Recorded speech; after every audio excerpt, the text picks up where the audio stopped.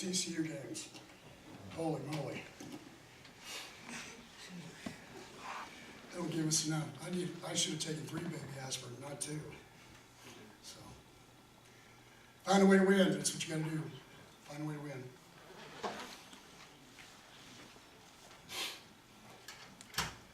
Questions? Coach, when you look at the stat sheet here, they got 500 yards on you. They ran almost 19 plays. When you just look at the numbers, it didn't go in your favor, but you got the. You just find ways to win. When you get into conference, you find ways to win. You know, first half, defense, we kept them, made them kick a field goal, stopped them in 3rd downs, really stopped them twice, missed a field goal, didn't. Second one, they ran a nice route. Second half, we were in a man under coverage, and our guys didn't pass it off, and we turned a vertical loose. And then, you know, I called a corner blitz, and I put the safety one-on-one, and they went a slant and go, and he fell down, and so that's how you let people back in the ball games. So I have to take the blame for that. It can't be Nick Orr. That wasn't his fault. It was mine. So. Gary, Sonny really trusted Kenny on a couple plays, the throwback to him, and then at the goal line for him to score. What does that say about how much you guys? Well, yeah, I mean, you guys it seems like every week you guys believe this needs to be a drama about Kenny Hill. I mean, the guy's 5-0. I mean, he's overcoming. You know, they had 2 weeks to prepare for us. You know, our 2 weeks, and we didn't do, you know, on the outside. Jeff Gladney didn't practice. We didn't think he'd play, and he came back, and so we felt good. Tony never played that much. He got dehydrated. He went out. I mean, we lost a safety. We lost 2 linebackers. And we're trying to put a dime unit together so we get a 3-man rush and stop them on the last try. I mean, that's welcome to West Virginia. Welcome to West Virginia TCU games. I mean, it was like, holy moly. I mean, the quarterback's a good player. They have good wideouts. Our kids did a great job in the first half. Second half, you got to make plays. And finally, we did. We got a 3rd down stop that got us into the drive that we went down and scored, and then we got the 4th down stop at the end of it. But I mean, you guys look at 500. I mean, I think what's that? The top 8 teams in the conference. I mean, and if you don't move the football, they're going to get it. You can't be as aggressive so you can hold them to 225 yards. That's not feasible. The key is a lot of times what you got to do is you got to keep them when you get down in the red zone. You let them move in and you stop them. And so, and as a general rule, except I think we stopped them 2 out of 3 times down there.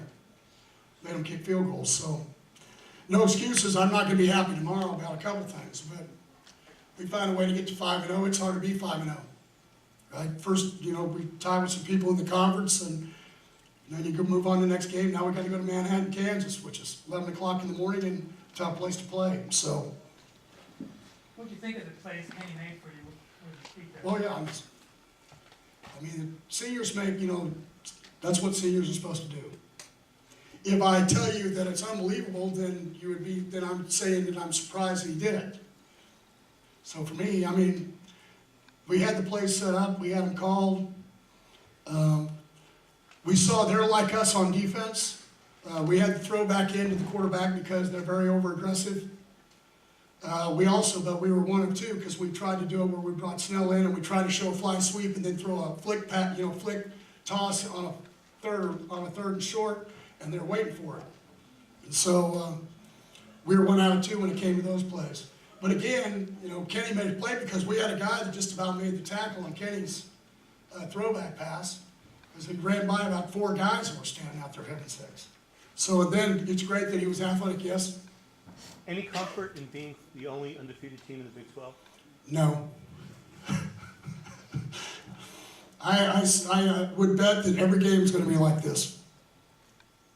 We want to win a championship. If you're going to win a championship as a general rule, and this has been every year I've been here for 17 years as a head coach, you win about 3 or 4 of them that are ugly. I remember beating Colorado State. The year we went to either the Fiesta Bowl in 2009 or 2010, and we couldn't get a snap. And I think we won like 13-10. I mean, we couldn't get a snap. I mean, we just had it. They had a touchdown call back where he dropped it on a long pass to a tight end. I mean, you gotta win. You gotta win the ugly ones sometimes. You know, I always worry about offense, to be honest with you, all the time on off weeks. Because you get out of rhythm. You know, we learned a lesson. If we were listening to all of you about how great they thought they were, okay, they probably aren't listening anymore. Okay, so we learned a lesson and we still won. And so now we go on to Manhattan, Kansas and see what we got to do there. So I'm sure just like it is here, it'll be us against the world again. So here we go. Yeah, we've had some pretty good senior teams. Huh? You've had good senior teams before. Does this team remind you of some of those other senior lady teams you've had? You know, it's hard for me. I never really evaluate them until the end of the year. But it's a league, to be honest with you, besides a couple that have a lot of older quarterbacks. And anytime you've got guys that have played a lot quarterback in this league, you're gonna have people get going. But you know, I didn't really think, even when they tied it up 24, 17, 24, 24, I didn't see anybody panic. Kids, I didn't see anybody do any of that kind of stuff. And so, you know, it was like I was saying last week in our press conference, I was able to walk over, in fact, on the one stop, the first stop, the third down that we made them punt, that we came down as a touchdown, they came back to the play that they scored their first long touchdown of the second half, and our guys passed it off, and they saw the vertical, and they saw the guy run the dig, and Nick Orr came off and played it. And so, you know, you got guys that, you know, you can talk to, and when you can talk to them, then you can fix things. And so, because I've been with younger teams when, like I was saying, everybody got double teamed. But they blocked the linebackers, but everybody got double teamed, right? So. They're resilient. I mean, again, you go, Oklahoma State was 140 degrees heat index. And you didn't see anybody cramp, not during the game. I mean, if you look at it, they're tough, they're physical. As I've told people, I've liked them from the very beginning about how they handle things. Mostly they're about winning. You know, we had, usually if it ever has anybody that's pouting, it's usually an offensive skill guy, but really, to be honest with you, I had a couple DBs this week because we're not getting enough playing time. Well, guess what? So a couple of them a couple of things happened to them. They just need to worry about playing well, not worry about how much they play. They need to play well. So hopefully we learn the lesson. When it's your time to go in, you make a play. And so. Coach John Diar's made several clutch catches. What is his leadership meant? Oh yeah, I mean, John Diar's he's been the rock of the wide receiver group. You know, he has no ego. He blocks. You want to take him out, he comes out. You want him to go in, you want him to make a play, he goes in, he makes a play. He made a couple big ones today. And so, yeah, it's really the whole group has been. Jalen Austin has stepped up compared to a year ago. Really, you know, just our tight end group. If you really think we didn't have really a guy last year, Cole Hunt, inside blocking, doing some of the things, and it was great to have Kyle Hicks back, to be honest with you. Coach, can you comment on how well Adam punted in the first half? Oh, yeah, it was awesome. That, you know, to be honest with you, that as much has to do with them only having 3 points in the first half as anything. I mean, if you look at the percentages, when they start inside their 10-yard line, the chance of scoring is not very good. So. Gary, you mentioned Kyle Hicks coming back. Are you overall pretty healthy considering where you are 5 games in? Yeah, if you just, you know, Patrick Morris, we'll get him back in a couple weeks. Trying to think who else.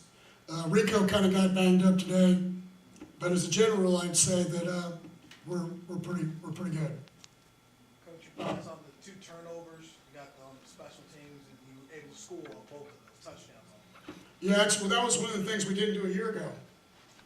We couldn't get the ball back, and so you got to have something good happen to you in a game like this, you know. And you know, we were able to win a couple of the, you know, looks at when they had to go and look in the review as far as reviewing everything that they needed to do. We had the interception plus one of the penalties, so it was good. Gary, can you talk about the versatility of Kenny Hill in a game like this, where he runs for a touchdown, he catches a touchdown pass on the flea flicker, and then he throws a touchdown? Well, yeah, obviously, if he's not athletic, he can't do 2 out of those 3. And, you know, one of the things, the hardest thing to do as a defensive coach, a defensive coordinator, is to account for that other running back, which is the quarterback. And anytime you can throw back to him, he can keep the ball. I mean, I'll tell you, one of the biggest runs of the game was the second down on the final drive. Because they got one timeout left, and by counting, I think they're gonna end up with about 15 to 18 seconds left and can get the ball back. So we're trying to decide, they're gonna stop it, and then you're gonna run the third down play. Should we go for it on fourth down? Should you push punt it? Because if you kick a field goal, they block it, then you got an opportunity for them to go score. I mean, what do you do? And him making the first down was as big a play in the ball game as anyone that we had. I mean, you finally closed the door. Gary, could you tell at any point during the game your kids were aware that Oklahoma had lost? Oh no, they knew before the game. Oh yeah, you know they all have their phones. they know everything. All right. Now they didn't have their phones last night. We took them away until this morning, just because, not because of them. People don't understand. They gotta let them sleep, because, you know, kids, it's like somebody just walking up the stairs. So yeah, I'm gonna go to sleep because I've been up since game day started at 6:30. I'm gonna go to sleep till 11 o'clock, and then I'm going out. So I'll be asleep by then. You know, that's what they do. And so the people that would have been texting them would just been coming in. They were out at their sleeping bags and their tents, waiting to be the first people at game day. And I'm going to tell you guys again, I'm just going to go back. Obviously, Fox loved being part of the ball game, getting an opportunity again also for game day to come here. I mean, people, you know, I listened to Chris Peterson talk about, you know, when you play your game, you know, it's best to have their friends. We've been part of game day 6 times, I think 6 times now, correct? 6 times in 9 years. 2 of them here. It's a great partner. Both of them are great partners. To get a chance to be on national TV, to be able to show off our community, get to show off our university, and then win a ball game. You know, I did get them though, because I saw Reese Davis talking on a deal. He was saying, you know, coaches never change. You know, because I was telling him I'm gonna do my walk. I can be on the set at 8:15.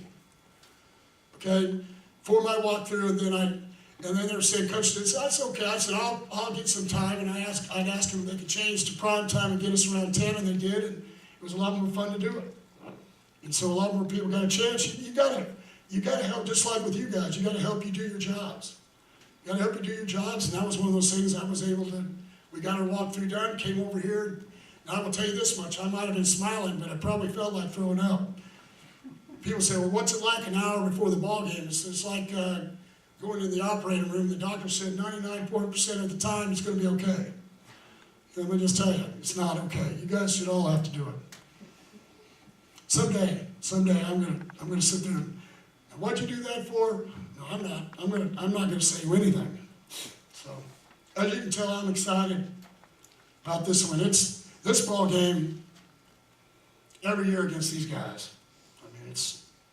Again, I can't say enough about Dana and his staff. Like them. They're a lot like us. Good ball coaches, work hard. Teams are blue collar. They came out and played today. I mean, they didn't have a good outing against Kansas, and they came out and played today. So it's.